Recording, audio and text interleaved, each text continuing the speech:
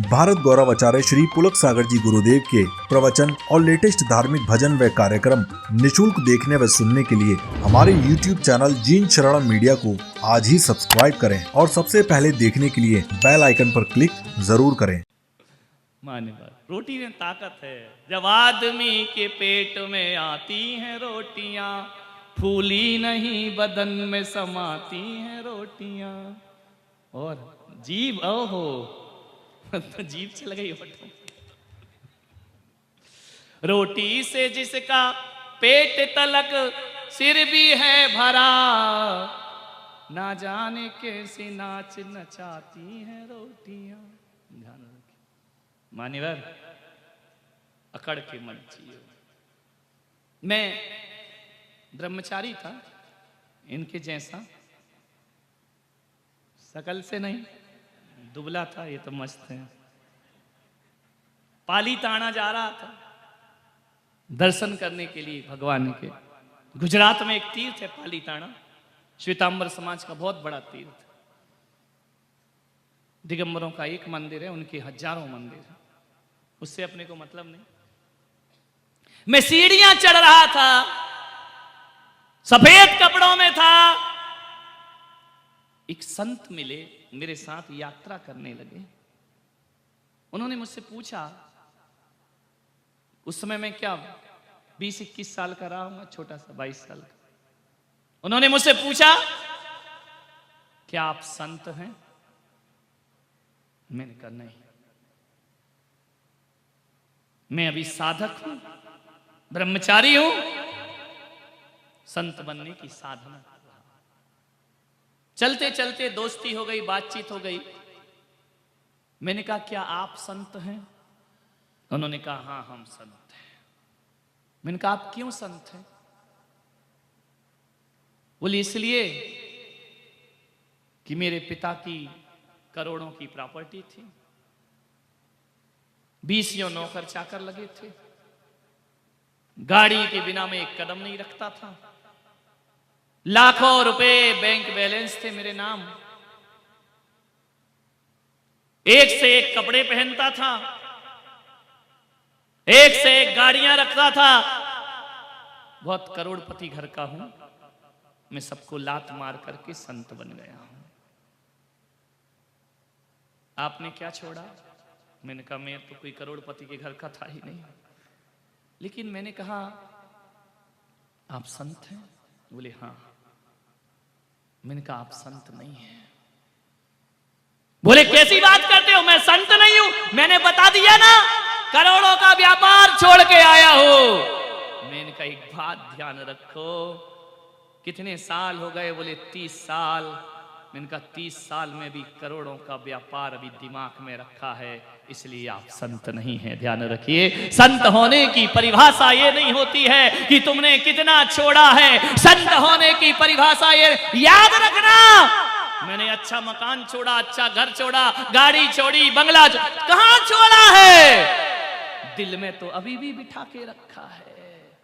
बाहर से छोड़ने का नाम सन्यास नहीं, भीतर से छोड़ने का नाम सन्यास हुआ करता है। मैंने कहा एक बात बताइए, 30 साल में भी आप ये बात नहीं भूल पाए कि मैं करोड़पति घर का था? अरे भूल जाइए इसे। मैंने कहा एक बात बताओ, उल्टी करने के बाद, बमन करने के बाद कोई उसे दोबारा लेना चाहता है क्या? कोई उसे दोबारा याद रखता है क्या? बोले नहीं रखता। तो मैंने कहा आप ये दौलत जो दिमाग में रखे हैं, इसे निकाल बाहर फेंकिए।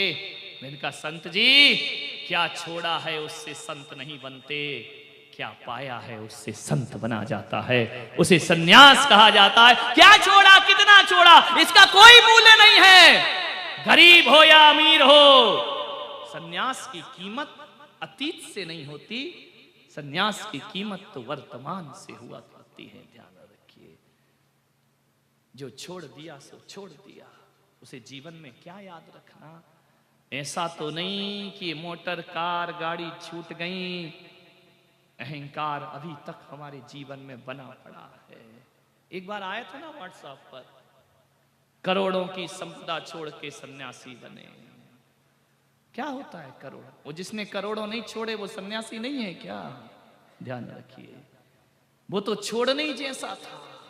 वो अपना था कब? वो तो कंकड़ पत्थर थे। करोड़ों की दौलत छोड़ने वाला सन्यासी नहीं होता, जिनेंद्र के गुणों को उतारने वाला जीवन में सन्यासी हुआ करता है। ध्यान रखिए, अतीत को भूल जाओ। किस चीज को सिर पर लेकर ढोते हो? महिलाओं का झगड़ा यही तो है। जिठानी गरीब घर की, देवरानी अमीर की, दिन भर शान दिखाती है। मेरे पीहर में ऐसा, मेरे पीहर में वैसा, वहां इतने नौकर लगे, इतने चाकर लगे, वहां से 1 लाख की साड़ी आई। क्या होगा इससे? वो 1 लाख की साड़ी देवरानी जिठानी में भेद की रेखा खींच देगी। ध्यान रखना। नहीं, पीहर छोड़ दिया तो छोड़ दिया। जो बेटी ससुराल में पीहर की बड़ाई करती है, वो ससुराल का प्यार कभी नहीं पा सकती है। ध्यान रखना। होना तो ये चाहिए कि जैसा परिवार और जैसा ससुराल मिला है, वही हमारे जीवन की उपलब्धि हुआ करती है। अब उस परिवार को, उस ससुराल को कैसे स्वर्ग में बदलना है, इसका नाम साधना हुआ करता है। ध्यान रखिए। मान्य क्या करोगे वहां की बड़ाई कर करके?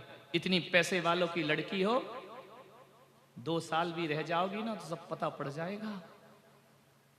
कोई भी, सभी बहुएं भाभियां ताने मारने लगेंगी तुम्हें। ध्यान रखिए, जो तकदीर में है वही होता है। उत्तम मार्दव विनय प्रकाशे, उत्तम मार्दव धर्म। बड़े विनम्र रहिए।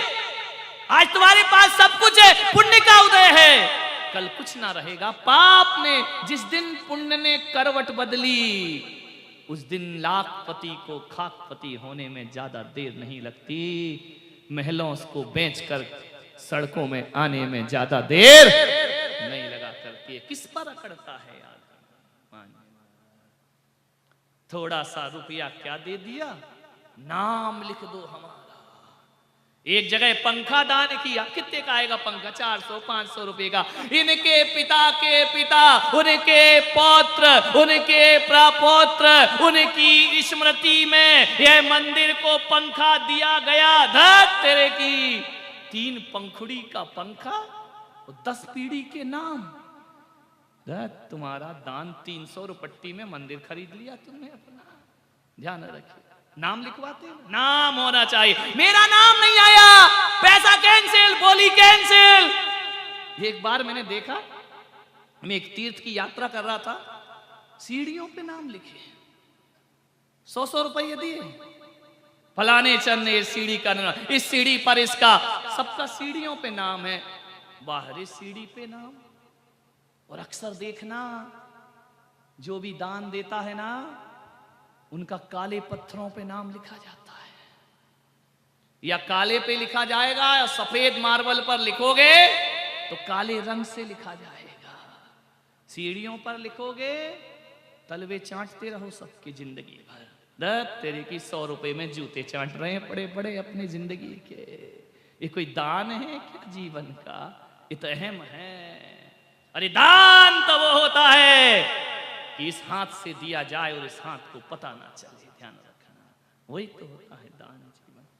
मान्यवर, ज्यादा नाम वाम के चक्कर में मत पड़िए। नाम लिखाना है, नाम लेना है, तो तुम्हारे नाम में इतनी पवित्रता नहीं है। तुम्हारा नाम तो ऐसा ही है कि सीढ़ियों पर ही लतियाया जाए। यदि तुम्हें अपना नाम करना है, जिनेंद्र का नाम लीजिए, तुम्हारा नाम अपने आप दुनिया में होना प्रारंभ हो जाएगा। मान्यवर, समय हो गया।